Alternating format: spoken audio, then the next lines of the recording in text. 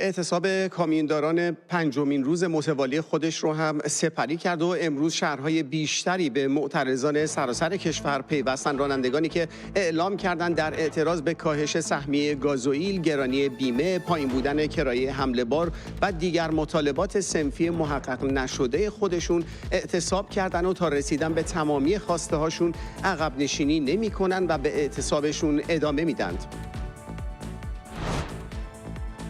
همزمان با تداوم اعتصاب کامیونداران در ایران، رضا اکبری معاون وزیر راه و شهرسازی و رئیس سازمان راهداری و حمل و نقل جاده‌ای با اشاره به اعتصاب کامیونداران مدعی شده که رسانه‌های به گفته او معاند به طور آگاهانه و برخی از رسانه‌های داخلی ناآگاهانه تصویر اغراق‌آمیزی از مشکلات رانندگان کامیون ارائه میدن که درست نیست و رانندگان کامیون برای رفع مشکلات موجود بسیار همراه هستند. اکبری مدعی شده که تعداد محدودی از رانندگان با تحریک رسانه‌های خارجی تلاش دارند التهاب آفرینی کنند. هدف این رسانه‌ها ارائه تصویری نادرست و اغراق‌آمیز از وضعیت جاده‌های کشور و الغای ناامنیه. مسعود پزشکیان امروز در مراسم سالگرد تأسیس دانشگاه آزاد گفت اینطور نیست که اگه اونها نخوان با ما مذاکره کنن یا اگه بخوان مثلا ما رو تحریم کنن از گرسنگی بمیریم، ما راه پیدا خواهیم کرد. پزشکیان در ادامه گفته راه وجود داره، نه یک راه، صدها راه برای برون رفت از مشکلات وجود داره. او اضافه کرد ما هر کاری دلمون بخواد میتونیم انجام بدیم. 8 ماه پیش همینجا منو تحویل نمیگرفتن، حالا شدم رئیس جمهور. شما هم همین هستید، هر کدومتون میتونید همون کسی بشید که باید بشید.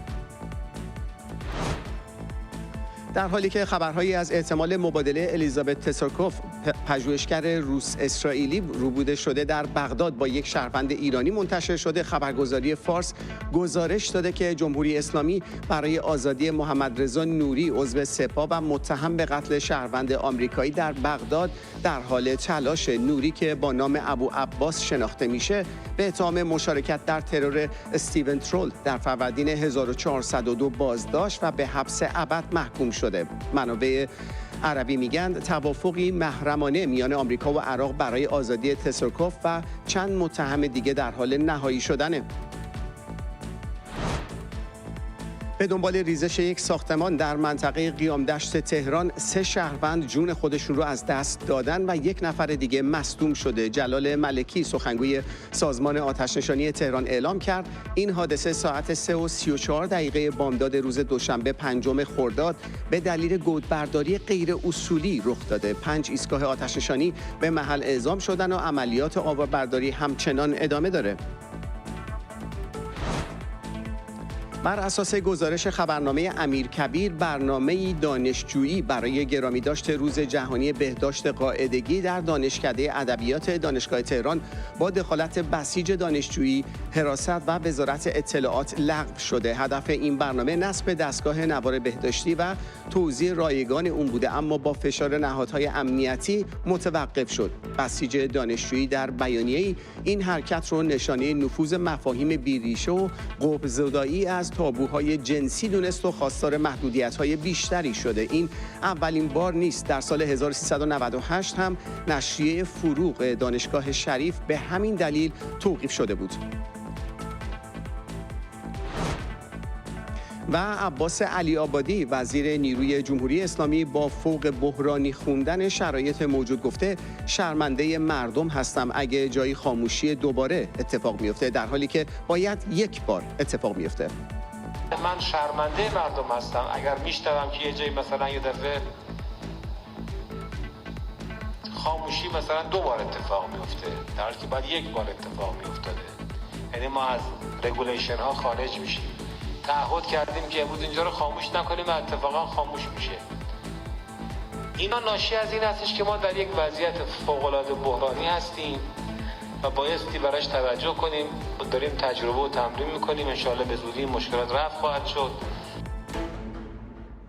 و اکنون مشروع خبرها. گزارش‌های رسیده از شهرها و جاده‌های مختلف ایران حاکی از اینه که اعتصاب کامیونداران و رانندگان وسایل نقلیه سنگین در 5مین روز خودش گسترده تر از روزهای قبل بوده. اونطور که همکارم علی همدانی در گزارش امشبش میگه، با وجود تهدید برخی مقام‌های حکومتی از یک طرف و تلاش حکومت برای شکستن اعتصاب رانندگان، به نظر نمیرسه کامیونداران عقب نشینی کرده باشند.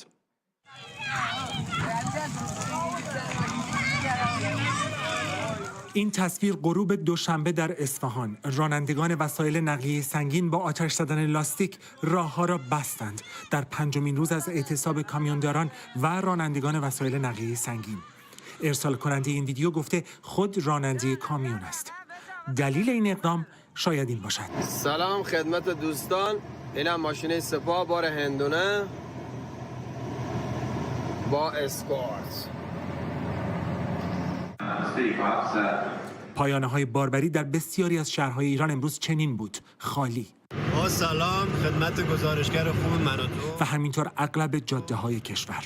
اینجا جاده 22 به کرمانشاه، همونطور که می‌بینید نه جاده رفت و نه جاده برگشت، هیچ گونه کامیونی دیده نمیشه. گزارش‌های دریافتی از دست کم 100 شهر ایران حاکی است که اعتصابات در پنجمین روز گسترده‌تر از روزهای قبل بوده. دوستان عزیزم، همکارا، ماشیندارا، شوفرا، حالا بالاخره او ماشینداری نشسته تو خونه داره خبر میگیره نه فلانی رفت و از این داستانا نیسته. من الان دارم این سایت 141 مال دوربینای میزنم رو آستان کرمان. آقا بشنو، باور نکن، آدم حسود دوربر شما زیاده. دوست دارم برین آقا یه اتفاقی براتون بیفته، نکنین این کارا. سیرجان گندرنی خون سرخ. کسی میبینی شما؟ یک قشر زحمتکش بی ادعا، ما باید از حقوقشون دفاع کنیم. برخی تصاویر منتشر شده نشان می‌دهد که مقامات در برخی از شهرهای ایران کوشیدند تا کامیونداران را به کار بازگردانند. این استاندار بندرعباس در میان رانندگان دیشب که حرفایش آنها را قانع نکرد. با گسترده شدن اعتصابات، رسانه‌های حکومتی که تا دیروز سکوت کرده بودند امروز تهدید برخی مقامات را منتشر کردند. از جمله دادستان عمومی و انقلاب مرکز استان فارس از پرونده‌سازی برای برخورد قضایی با شماری از رانندگان خبر داد. همزمان بر اساس گزارش‌های دریافتی، شرکت‌های خصوصی حمل و نقل تهدید شدند که اگر رانندگان به کار باز نگردند، کارت‌های هوشمندشان از کار می‌افتد. که می‌خواستن شرکت عملاً خودشون رو بکشن کنار، شرکت‌های حمل نقل در تقابل با راننده‌ها قرار بدن. خودشون رو بکن یه جنگ چندین ساله که بین رانندگان و شرکت‌های حمل نقل رو بهش دامن بزنن.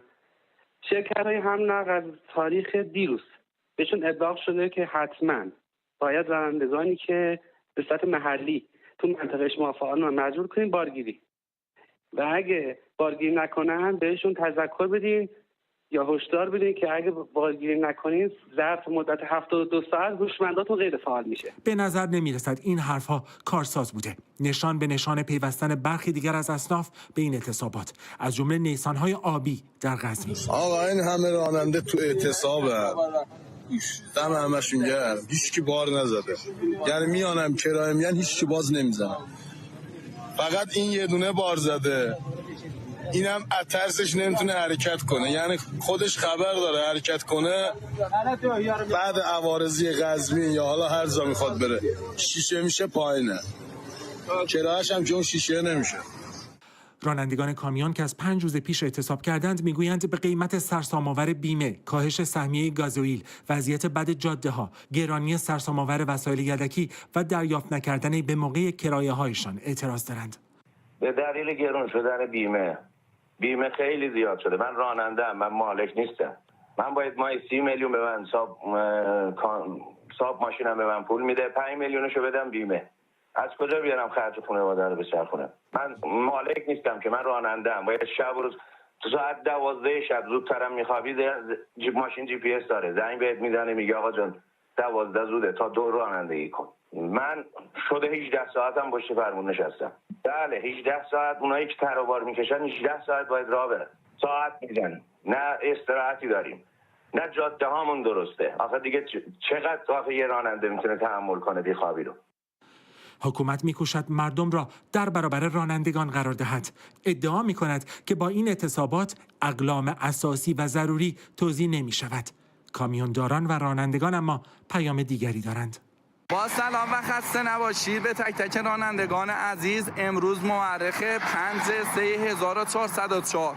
این ماشین که می‌بینین برای حمل کپسول اکسیژن برای بیمارستان قلب مشهد و امروز عازم به حرکت برای بیمارستان. انشاءالله خواست داریم از بچه‌های خراسان رضوی جنوبی شمالی اگه چنانچه این ماشین در مسیر راه دیدن خواهشاً کسی بهش کاری نداشته باشه تا رانندگان میگویند بار کامیون‌هایشان را زمین گذاشتند اما بار شرافتشان را نه. همزمان با اعتصاب گسترده کامیونداران در سراسر کشور، اون چیزی که توجه ما رو در میز خبر به خودش جلب کرده، پروپاگاندا و تبلیغات حکومت، حامیانش و خصوصاً اصلاح طلبان علیه کامیوندارانه. امروز رضا اکبری، معاون وزیر راه و شهرسازی و رئیس سازمان راهداری و حمل و نقل جاده‌ای، با اشاره به اعتصاب کامیونداران گفته رسانه‌های معاند به طور آگاهانه و بعضی از رسانه‌های داخلی ناآگاهانه تصویر اغراق‌آمیزی از مشکلات رانندگان کامیون ارائه میدن که درست نیست و رانندگان کامیون برای رفع مشکلات موجود بسیار همراه هستند. او در ادامه به نقش رسانه‌های خارجی اشاره کرد و گفت تعداد محدودی از رانندگان با تحریک رسانه‌های خارجی تلاش دارند التهاب آفرینی کنند. هدف این رسانه‌ها ارائه تصویری نادرست و اغراق‌آمیز از وضعیت جاده‌های کشور و القای ناامنیه. همزمان با این نوع اظهار نظرها، خبرگزاری حکومتی فارس هم خبری از قاچاق گازوئیل در بندر کلاهی در سیستان و بلوچستان منتشر کرد و از زبان رئیس دادگستری هرمزگان گفت حجم ذخیره مخازن سوخت قاچاق در بندر کلاهی غیر قابل تصور و بیش از 21,500,000 لیتر که با تولید روزانه یک پالایشگاه برابری میکنه. همین خبر دستمایه‌ای شد برای اصلاح طلبانی که طی چند روز گذشته دلیل اعتصاب کامیونداران رو به قاچاق سوخت گره زدند و در شبکه‌های اجتماعی علیه کامیونداران نوشتند. بسیاری از اونها دولت مسعود پزشکیان رو دعوت کردند به اقدام قاطع علیه کامیونداران. به عنوان نمونه یکی از اونها در شبکه اجتماعی اکس نوشته همه راننده ها دستی بر قاچاق سوخت دارن و این رو نمیشه کتمان کرد. عقب نشینی دولت کار بسیار اشتباهیه. در اینجا ما به مقایسه شرایط کاری رانندگان کامیون در ایران با 4 کشور ترکیه، عربستان سعودی، بریتانیا و افغانستان میپردازیم. عواملی مثل میانگین درآمد، امنیت شغلی، حقوق صنفی، حقوق در مقابل کارفرما، شرایط جاده، ایمنی رانندگی و بیمه و مزایا رو در ترازوی مقایسه قرار دادیم. ابتدا از امنیت شغلی شروع می‌کنیم. بهترین امنیت شغلی مربوط به بریتانیا است. رانندگان کامیون با بهره‌گیری از مقررات و چترهای حمایتی قانونی که اتحادیه‌ها برای اونها فراهم می‌کنند بین کشورهایی که ما بررسی کردیم بهترین شرایط رو دارند.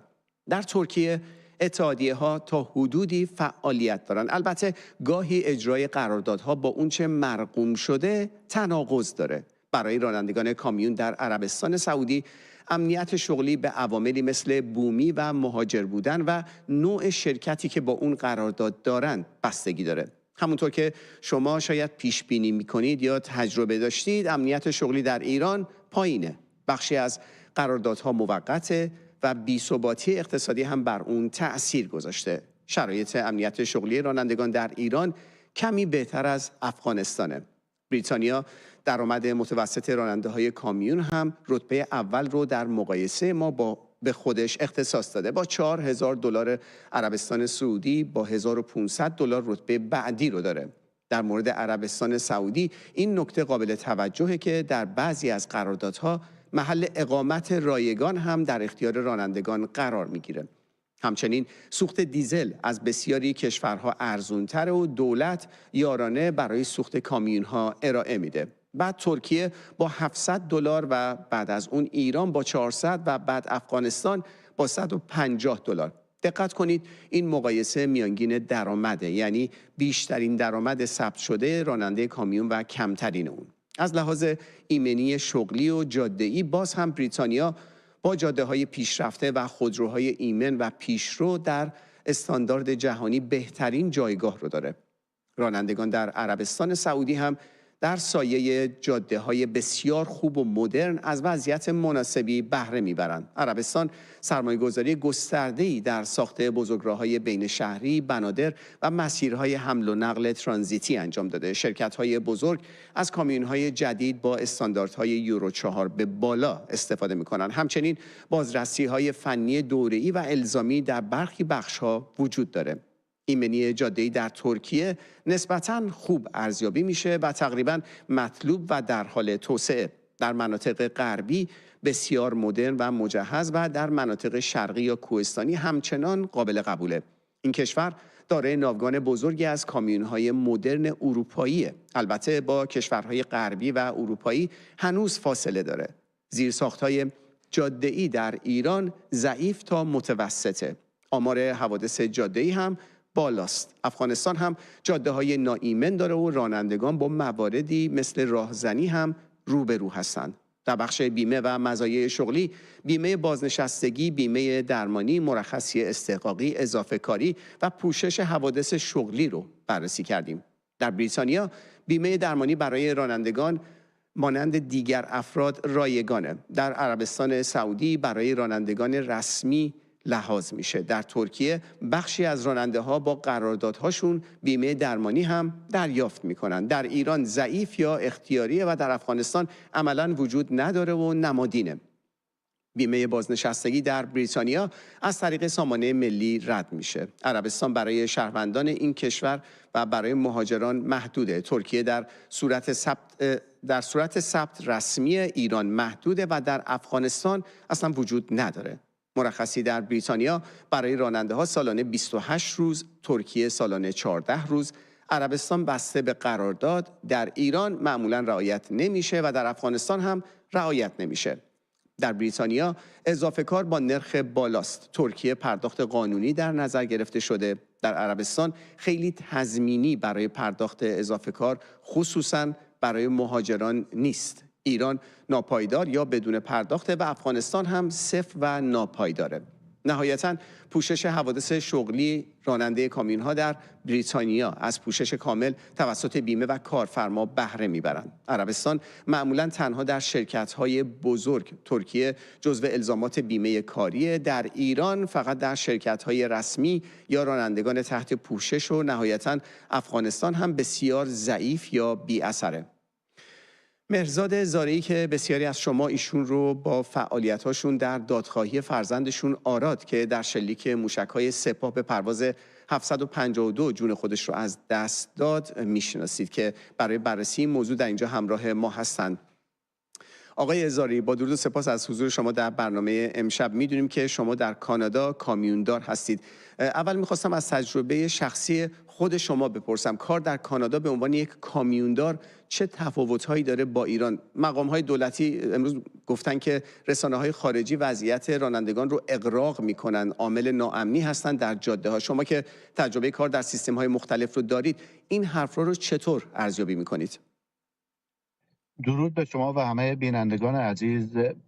بذارید من یک مقدار باز بکنم این تفاوتی رو که بین کامیونداری در کانادا و ایران وجود داره، به هر حال بنا به تجربه‌ای که دارم.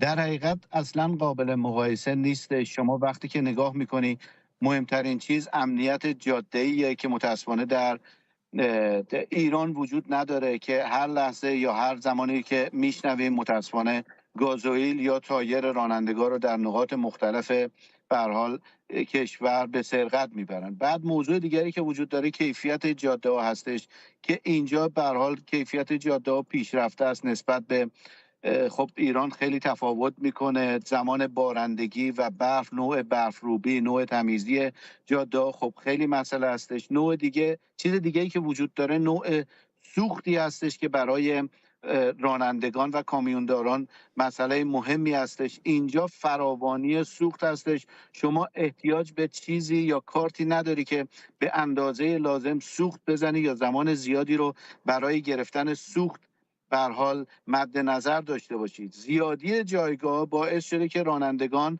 به راحتی بتونن تصمیم بگیرن از دورترین نقطه به هر حال کشور تا شرق‌ترین نقطه کشور که شاید نزدیک به 8000 کیلومتر هستش به تعداد زیاد جایگاه وجود داره که میتونن استفاده بکنن، یا از لحاظ بهداشت یا جایگاه استراحت برای رانندگان هستش که در این جایگاه خب حمام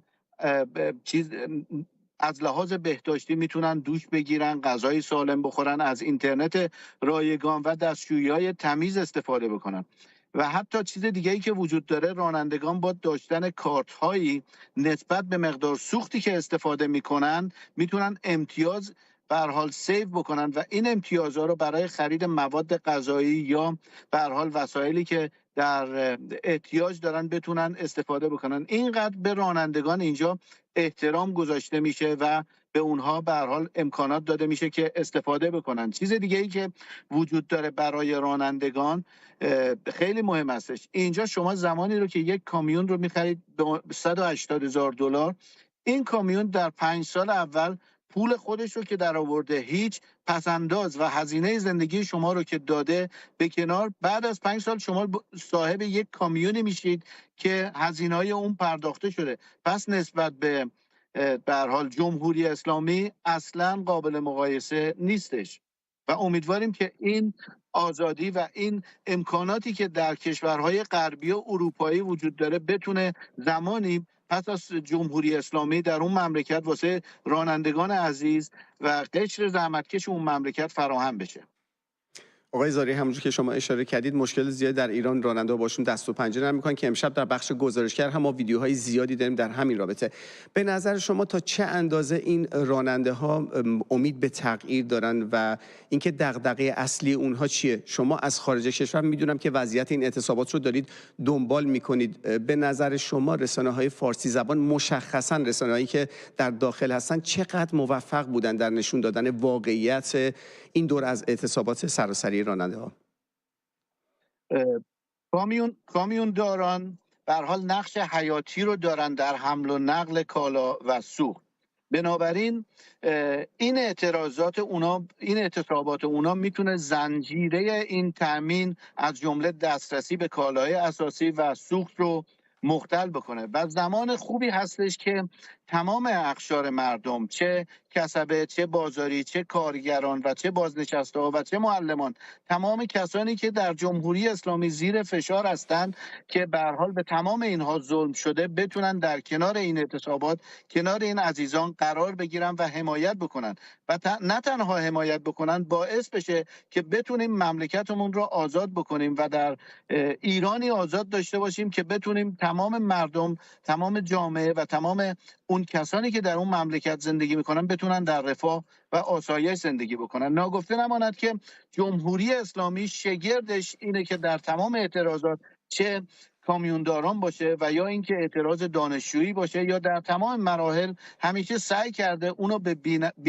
بیگانگان به هر حال وصل بکنه و بگوید که داره از طرف بیگانگان به هر حال حمایت میشه، در صورتی که این چیزها هیچ کدوم نیست. اینها صدای مردمی هستش که 46 ساله در جمهوری اسلامی زیر فشارن، زیر شکنجه‌اند و دارن زندگی میکنن و حق این مردم و حق این مملکت آزادیه. به امید ایرانی آزاد، به امید ایرانی سربلند و به امید روزی که مردم بتونن در رفاه کامل در اون مملکت زندگی بکنن.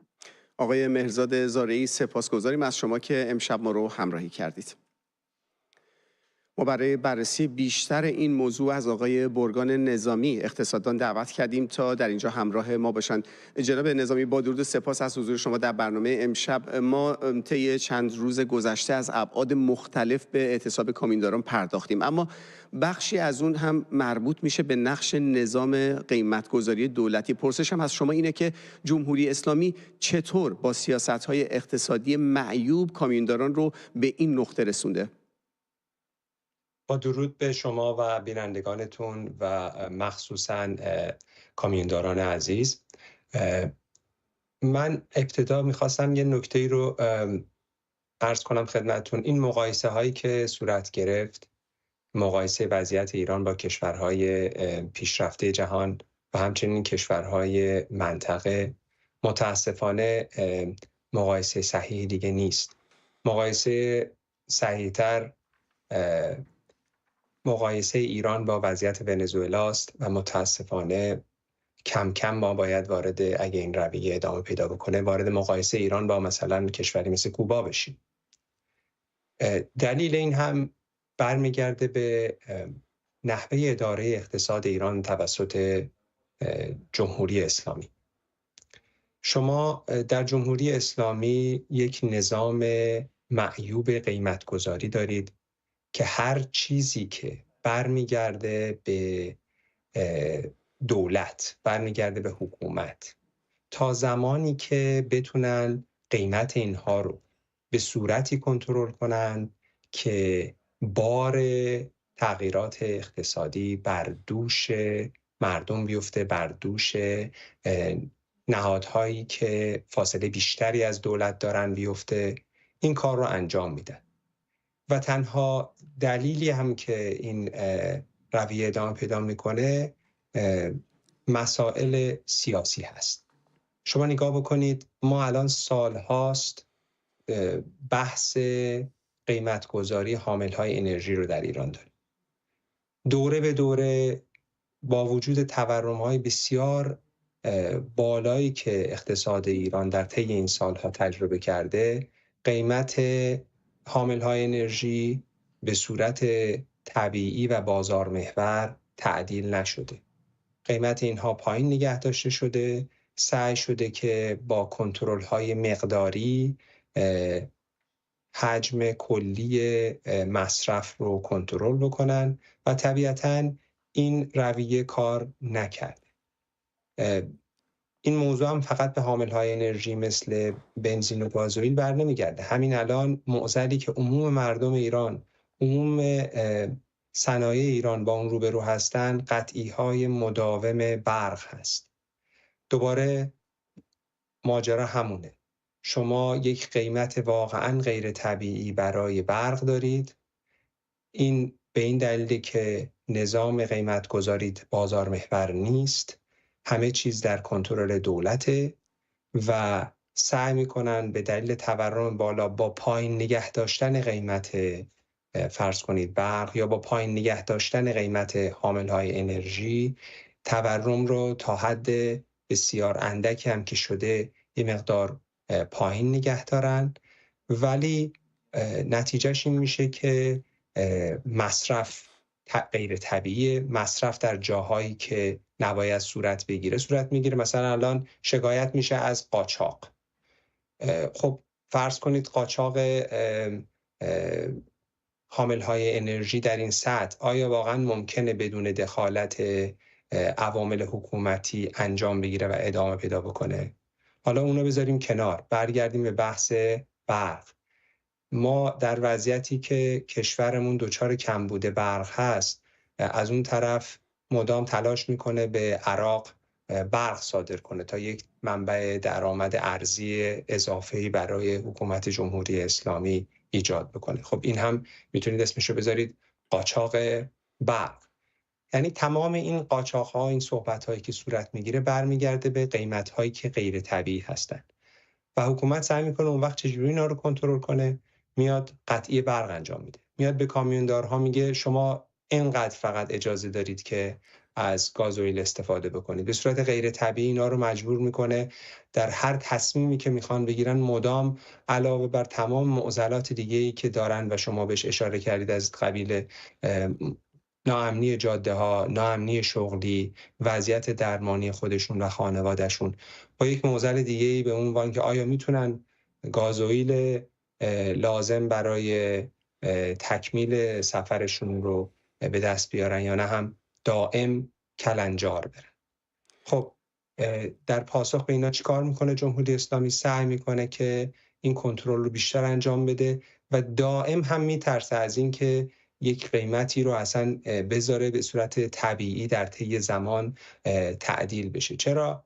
چون فاقد هر گونه مشروعیت سیاسی هست. چون توان این که اگر یک تعدیل قیمت صورت بگیره اینو چجوری توجیه بکنه، اینو چجوری به مردم نشون بده که خب این قیمت تعدیل شد، در عوضش یه چیزی بهتر شد، این توان رو نداره. در نتیجه ما به اینجا میرسیم که اقشار مختلف جامعه تحت فشار هستند و همونطور که به درستی گوشزد کردید سعی میکنه که مردم رو در برابر همدیگه قرار بده، در حالی که معضل نظم کلی اقتصاد ایران هست، دخالت‌های مداوم در قیمت‌گذاری، مخصوصاً قیمت‌گذاری اقلامی که توسط دولت صورت. آقای نظامی، شما اشاره کردید به قاچاق سوخت. اتفاقا سوال بعدی من در مورد همین هست. در کنار وضعیت معیشتی و اقتصادی کامیونداران ما شاهد موجی از تبلیغات حکومتی هستیم علیه این اعتصاب.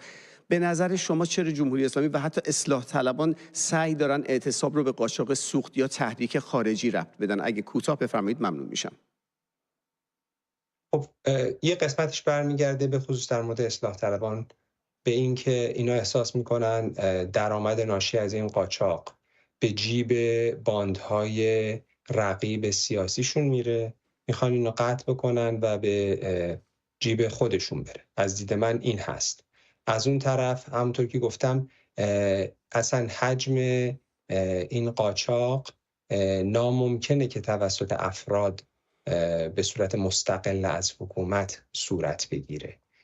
مثالش هم همونطور که عرض کردم خدمتون باز برمیگرده به همین مسئله صادرات برق. اونجا هم همون طرز برق رو که کسی نمیتونه شخصا برداره قاچاق بکنه، این حکومت هستش که برق رو هر وقت که فرصتش براشون پیش میاد صادر میکنه به عراق تا بتونه درآمد ارزی داشته باشه. شما وقتی کشوری دارید که به دلیل ماجراجویی های ایدئولوژیک حکومت تحت تحریم ها هستش و درآمد ارزی نداره، طبیعتاً وقتی که قیمت گذاری مواد سوختیش، حامل های انرژیش یا مثلا قیمت گذاری برقش معیوب هست، یک تلاشی هم صورت خواهد گرفت برای اینکه از این آربیتراژ قیمتی استفاده بشه که دائما قاچاق خواهند کرد. منتها مسئله این نیست. مسئله اون نظام قیمت گذاری هست که حکومت خودش میدونه توانایی این که اینو اجازه بده بازار محور بشه نداره، به خاطر اینکه حکومت مشروعیت نداره، مشروعیت سیاسی نداره و تنها جوری که میتونه از این ستون به اون ستون خودشو بکشه اینه که اون قیمت‌هایی رو که در اختیارش هست اونها رو تا حد ممکن کنترل بکنه. منتها وضعیتی که هستش اینه که عموم مردم ایران باید الان متوجه این موضوع باشن و به نظر من این باور عمومی هست که تا زمانی که جمهوری اسلامی هست وضعیت معیشتی، خواسته های معیشتی مردم واقعا به جایی نخواهد رسید.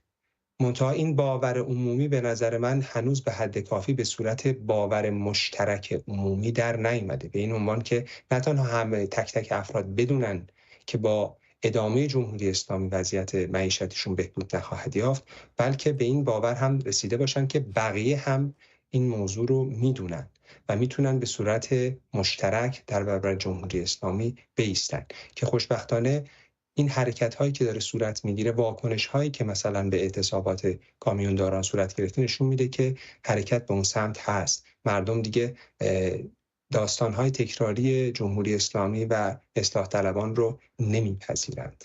مردم آینده متفاوتی میخوان. مردم میدونن که آیندهشون بعد از جمهوری اسلامی میتونه بهبود پیدا بکنه و این از طرف کسانی که ایران رو دوست دارن و از دید جمهوری اسلامی بیگانه هستن، من و شما بیگانه هستیم از دید جمهوری اسلامی، از طرف اونها حرکت‌هایی داره صورت میگیره که این درک عمومی و آینده قابل قبول معیشتی بعد از جمهوری اسلامی ایجاد بشه و اعتماد به اون آینده مشترک ایجاد بشه. مثلا پروژه شکوفایی ایران که خوشبختانه شبکه من و تو هم به حد لااقل ابتدایی شروع کرد به پخشش، یک تلاشی در این راستا، در راستای این که مردم بدونن درسته که معیشت ما الان در وضعیت واقعا متاسفانه افتضاحی قرار گرفته، ولی در آینده بعد از جمهوری اسلامی میتونه وضعیت ما بهتر بشه.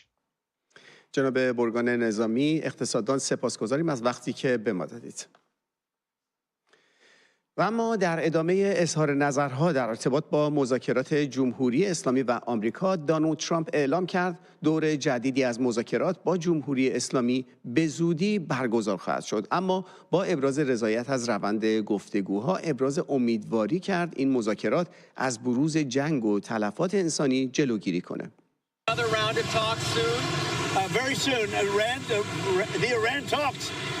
I can't tell you what's going to happen tomorrow. I can tell you the Iran talks have been going very well. And you said you're in and I'd love that to happen because I'd love to see no bombs dropped and a lot of people dead. I really would like to see that happen. And I think there's a good chance that it could happen. همزمان با این اظهار نظر ترامپ، جمهوری اسلامی هم اعلام کرده که مسعود پزشکیان روز سه‌شنبه به عمان سفر خواهد کرد. دفتر سلطان عمان با انتشار بیانیه اعلام کرد سفر رئیس جمهور اسلامی به این کشور 2 روزه است و هدف از انجام این سفر تقویت روابط دوستی و همکاری دو کشور مطرح شده. ما برای بررسی بیشتر این تحولات با اردوان خوشنود، تحلیلگر سیاسی همراه میشیم. جناب خوشنود، با درود و سپاس از حضور شما در برنامه امشب. هدف از سفر مسعود پزشکیان تقویت روابط دوستی بین عمان و ایران عنوان شده. ارزیابی شما از این سفر در این زمان چیه؟ آیا میتونه بررسی پیشنهادهای عمان برای به توافق رسیدن جمهوری اسلامی و آمریکا باشه؟ با درود به شما و سپاس از اینکه منو در برنامه‌تون پذیرفتید.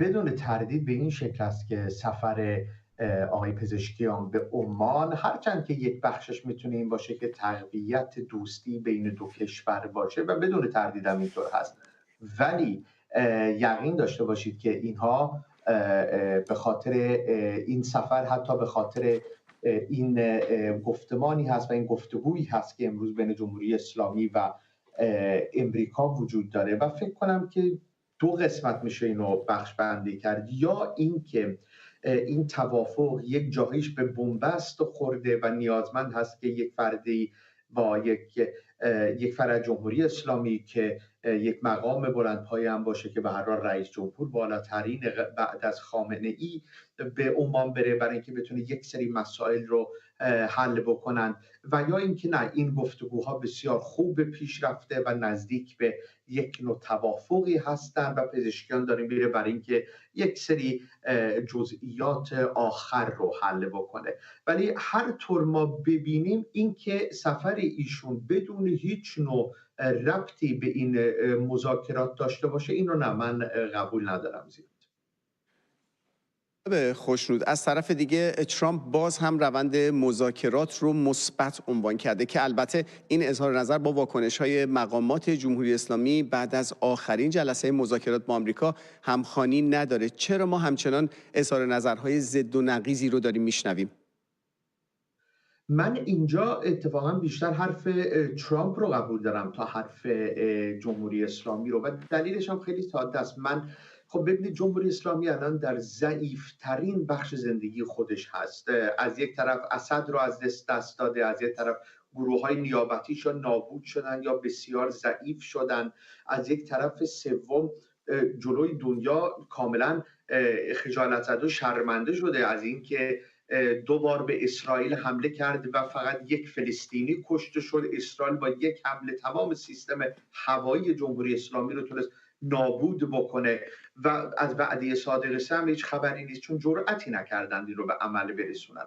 و امروز حتی هواداران خود جمهوری اسلامی، چه خارج از کشور چه داخل کشور، صداشون در اومده که حالا هم شما نشستید با قاتل آقای سلیمانی و دارید صحبت میکنید. و جمهوری اسلامی نیاز داره که بتونه کنترل افکار عمومی رو داشته باشه. جمهوری اسلامی نیاز داره که بتونه کنترل روایت رو داشته باشه، نه به سوی مردم عادی ایران بلکه سوی هواداران خودش، که بگه که نه اینجوری هم نیست، ما نظر داریم، ما هم خواسته هایی داریم و ببینید بین ما درگیری زیاده و هنوز نمیتونیم مثلا به توافقی هم برسیم چون جمهوری اسلامی اینقدر قدرت و قوت داره. ولی خب واقعیت چیزهای دیگی رو نشون داده و برای همین هم است که من فکر کنم از سوی جمهوری اسلامی ما مدام داریم خبرهای دیگه میشنویم. آقای اردوان خوشنود، تحلیلگر سیاسی، سپاسگزاریم از وقتی که به ما دادید. سپاس. و در اینجا نوبت میرسه به بخش گزارشگر و گزارشگر امشب رو به دلیل تعداد زیاد ویدیوهای ارسالی شما از اعتصاب سراسری رانندگان با همین ویدیوها شروع میکنیم. در ابتدای اخبار گزارش همکارم علی همدانی رو از ادامه اعتصابات سراسری دیدیم و به طور مشروع بهش پرداختیم و گفتنی ها رو گفتیم. الان دو گزارش از ادامه اعتصابات در تهران و ساور رو میبینیم. سلام، به شبکه خوب من و تو. همونجور که از تابلون پیداست اینجا باربری حمل و نقل وطنه که بزرگترین باربری تهرانه که به تمام نقاط کشور بار ارسال میکنه. خیلی از بارا دپو شده. از شنبه ماشینای جنوب کشور و غرب کشور هیچ خروجی نداره. همیشه این باربری که شما بیاید پر تریلی و کامیون هستش و ترافیک تو خود باربری بزرگ وطن. ماشینا همیشه تو این غرفه‌ها با ترافیک مواجه، هیچ کامیونی بارگیری نمیکنه. ممنونیم از این همبستگی و اتحاد کامیوندارها که به مردم ایران درس اتحاد و همبستگی رو دارن حساب میدن بهشون که اتحاد داشته باشن. اعتصاب رانندگان کامیون جاده شهر صنعتی ساور. همونطور که اشاره کردم تعداد ویدیوها از اعتصابات سراسری رانندگان زیاده. در ادامه همراه با گزارشگران من و تو میریم به شهرهای رشت، انزلی، بروجرد، نیشابور، میبود، اصفهان، استان فارس و مرز باشماق در استان کردستان. با سلام خدمت گزارشگر خوب من و تو. امروز 5 خرداد 404 پایان بار رشت کلاً خالی، هیچ راننده‌ای وجود نداره. اینم سالن اعلام بارش. اینجا هم داخل محوطه کلاً خالی، هیچ راننده کامیونی وجود نداره. دم بچه‌های انزلی گرم نسبت به اعتراض وضعیت فعلی کشور. همه ماشینا پارک، کسی بار نمیزنه. دم غیرتتون گرم. پایانه انزلی سوت و کور خلوت، همه ماشینا پارک. همچنان اعتصاب کامیونداران 53404 بروجرد. 5/3/1404 این فیلم رو میگیرم برای گزارشگر من و تو. پایانه بار استقلال نیشابور. جا داره از تمام همکاران تشکر کنم به خاطر اتحاد خوبشون. درود به غیرت. امروز دوشنبه 5/3/1404 اعتراض رانندگان کامیون میبود.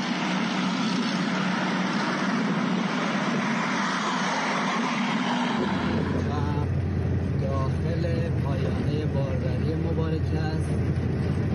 همونطور که مشاهده می‌کنید تمامی کامیون‌ها اعتصاب هستند. خدمت شبکه خوب من و تو. 5 خرداد 1404 اتوبان شیراز اصفهان. یه دونه ماشین باری توی جاده دیده نمیشه. امیدواریم که این اتحاد که تو راننده‌ها دیده میشه توی بقیه اقشار جامعه هم دیده بشه. روزای خوبی پیش روی مردم قرار بگیره. این گزارش رو میفرستم برای گزارشگر خوب من و تو. مرز باشماق اعتصاب کامیوندار، فقط ماشینای عراق برمیگرده. اما امروز عده‌ای از زنان راننده سرویس مدارس دخترانه در اعتراض به باجگیری شرکت طرف معامله اونها و پرداخت نکردن حقشون در قرچک ورامین دست به تجمع زدن. ویدیوی کوتاهی به دستمون رسیده از این تجمع اعتراضی.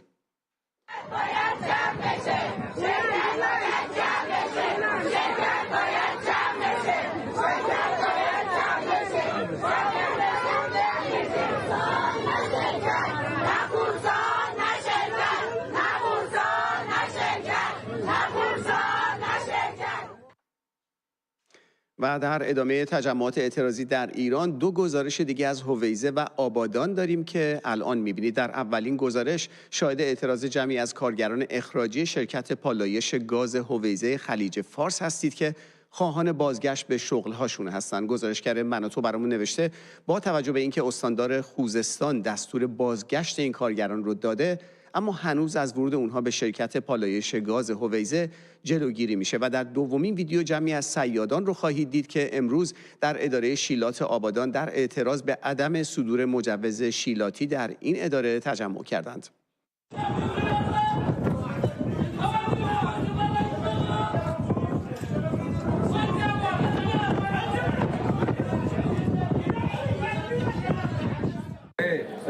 امروز تجمعمون به خاطر همون قایق دیزلی یا همون مینی لنج صیادی از سال 1390 مجوز محیط زیستی بمون دادن و الان 2 سال درگاه مجوز شیلاتی بمون دادن.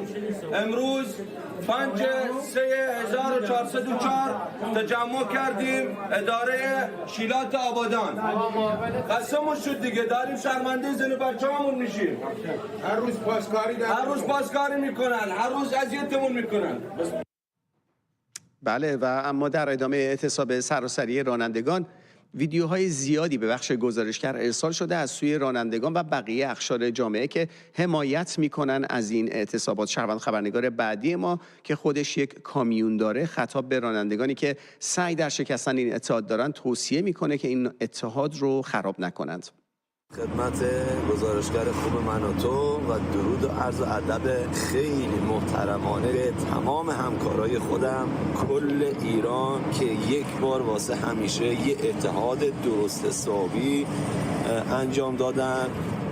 اینجا کودشت لرستان، خط بین المللی تبریز، از خود تبریز تا عسلویه و بندر عباس از این مسیر ما رد میشه. خواستم به اون دست کسانی که میخوان اتحاد رانندگان رو بشکنن یا کاری کنن که این اتحاد خراب بشه بگم که آقا از این مسیر کودشت هر احد ناسی بخواد رد بشه خدا به سر شاهده مقصر خودشه. آقا تو این گرما یه هفته بخواب خونه همکار عزیز، یک بار واسه همیشه ما یه به اتحادی رسیدیم، خرابش نکن. این گازوئیل سنرخی که دارن بهت میگن یه 600-700 تایی برات میریزن، اون موقع باید بری جایگاه ها که بهت نمیدن لیتری 15 تومن، باید همون لیتری 30,000 تومن بریزی. این مختو به کار بنداز. اون که دست کسانی که این اتحاد رو میشکنن هر جای نقطه ایران این کار رو کردن بار بودن، از خجالتشون در بیان. به جان بچم 2 دسته لاستیک گرفتم 115 میلیون تومن، اونم سودی. ول کنین در روز بخواب خونه. هر کی از مسیر کودشت از تبریز کردستان اینا بیاد در سمت خوزستان از زانوگه، اون موقع با بچه‌های کودشت طرفه. حالا خود دانید. اینو میفرستم برای گزارشگر مردمی من و تو که تمام زحمات این راننده ها این روز افتاده گردنش. درود بر شما.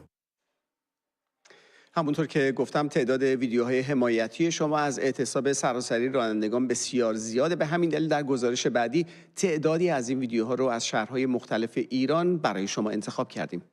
شبکه ملی من و تو خواستم تشکر کنم از تمام همکاران خودم، رانندگان ماشین‌آلات سنگین که این اعتصابات سراسری رو رقم زدن تا بتونیم صدای خودمون رو به گوش سران حکومت برسونیم. هم صدای ملت ایران که 46 سال حق ما رو خوردن، پایمال کردن. هموطنان عزیز، خواهانم تمام قد کنار این قشر زحمتکش بایستن، چرا که ما با اتحاد همبستگی میتونیم به پیروزی نهایی برسیم. پاینده باد ایران، پیروز باد پرچم سرنگ شیر خورشید. سلام، خواستم تشکر بکنم از کامیوندارای عزیزمون. دمتون گرم، پرچمتون بالاه، هیچکی بار نمیبره. دمتون گرم. دوشنبه 5/3 من خودم 3 تا ماشین بارام نیومده، منتظرم. الان چند روزه بار خریدم، بارام ناقصه. اعتصابات ماشین کامیون دارا باید شده بارام نرسید، ولی باز با این حال خوشحالم از اینکه اعتصاب کردم تا به حقشون برسن. منتظر میمونیم، بارم نداریم، برای سرتون فکر میکنیم که اعتصاب کردیم تا حقتون رو بگیرید، ما پشتتونیم. بود خدمت همکاران و مردم شریف ایران. آقا اول موضوع خدمتتون بگم که من کار نمی‌کنم. الان نگین پشت فرمون خودت داری کار می‌کنی. من چند روزه زدم کنار رو به اعتصاب پیوند خوردم. الان دارم میرم کار ماشینم انجام بدم. یه صحبتی هم دارم با کشاورزا. آقا مگه موقع انتخابات نمیدوید همتون پای صندوق‌های رای میرید رای میدید؟ الانم ما برامون صرف نمیکنه با این قیمت و با این گرونی و با این هزینه بیایم کار کنیم. و بار شما رو ببریم و شما هم میتونین همینجوری که رأی میدین الان دست به دامن سپاه بشین. سپاه کمپرسی داره، یخچال داره، چادر داره، کفی داره، نمیدونه هر چیزی که تو بخوای، حتی ایسوزو هم داره. الان برید به سپاه بگین دیگه، بگید آقا بارمون مونده بیا حملش کن. آقا ما هیچی نمیخوایم، عزتمون رو بهمون برگردونید. بله، در حالی که حال و هوای ایران این روزها به شدت ملتهبه، در آخرین گزارش امشب از منطقه سولقان در شمال غربی تهران حجاببانی رو خواهید دید که به خاطر چند تار موی 2 دختر نوجوان اونها رو مورد آزار و مؤاخذه قرار میده. خدایا برو هر قبرستان میخوای برو، زمین سولقونه تمام. سولقونه زمین خداست دیگه. غلط کرده زمین خدا. خدا کجا گفت اینطوری بگه؟ نگفته اینجوری بگم، میگم خدا کجا گفت اینطوری بگه؟ خدا نگفته که چک بزنین بی احترامی کنی. آدم باشه. شما که بزرگتری کوتاه بیا. نه باید داره زور میگه جلوی. شما دارین بهش زور میگین. سولقونه با داره زور. تو سولقونه نیست زور نمیگه. نه با من درست حرف میزنن چون منو میشناسن همه. میشناسن حجاب داشته باشی کاری باد ندارن. اینطوری تو سولقون نباید بگن. بابا باور نکن حالا. دیگه ریخته بیرون همه دیدن دیگه. حالا نه کی دیده خاله؟ 2 تا زن فقط رد شدن، اونا هم که کلا محرمن بهه. بالاخره ادامه داشت رشته. اگه من نیومده بودم رشته کلا لباسش تنش بود، اومد تو پارک نشست، دید کسی نیست گرمش شد دم. خودتونم که اون بالا برج مراقبت زده بودین دیدین همه چی رو. من اومدم چیز پن کنم خودش برگشت منو نگاه کرد. خب نگاه کرد اونجا کسی نبود، شما هم که محرمش بالاخره میومدن میرفتن. خب موقعی که میومد میرفت تنش. ببین این لباس مال خونه است. یا افتاد بگیم زنگ بابا. بله، سپاسگزاریم از همه شما گزارشگران خوب مناطق که در تهیه این بخش همکار ما هستید. فقط لازم اشاره کنم که ویدیوهای متفاوت بیشتری داشتیم امشب، ولی به خاطر وقت مشخص برنامه نتونستیم به غیر از اعتصابات گزارش‌های دیگری رو پخش کنیم. سعی می‌کنیم در شب‌های آینده یا اینکه در صفحات مجازی این ویدیوها رو حتما پوشش بدیم. شما هم اگه موضوعی نظر شما رو جلب کرده و یا اگه حتما راننده هستید و در اعتصابات شرکت دارید، فراموش نکنید که برامون گزارش بگیرید و به شماره‌ای که زیر صفحه می‌بینید 2044 75 90 899 999 به تلگرام و واتساپ گزارشگر ارسال کنید. ما منتظر ویدیوهای شما هستیم و لطفاً فراموش نکنید که در ابتدایی یا در انتهای گزارشتون حتما بگید برای گزارشگر مناطق میگیرید که ما این حق پخش رو از طرف شما داشته باشیم. خیلی ممنون که با ما بودید. میریم به سوی دیگر استودیو با همکارانم شیدا و مدیا. بله مدیا خانم احوال شما چطوره؟ قربان شما، مرسی. شما خوبین؟ دیروز نبودی؟ نبوده تو آره و اینکه اولین باری که من و شما 2 نفره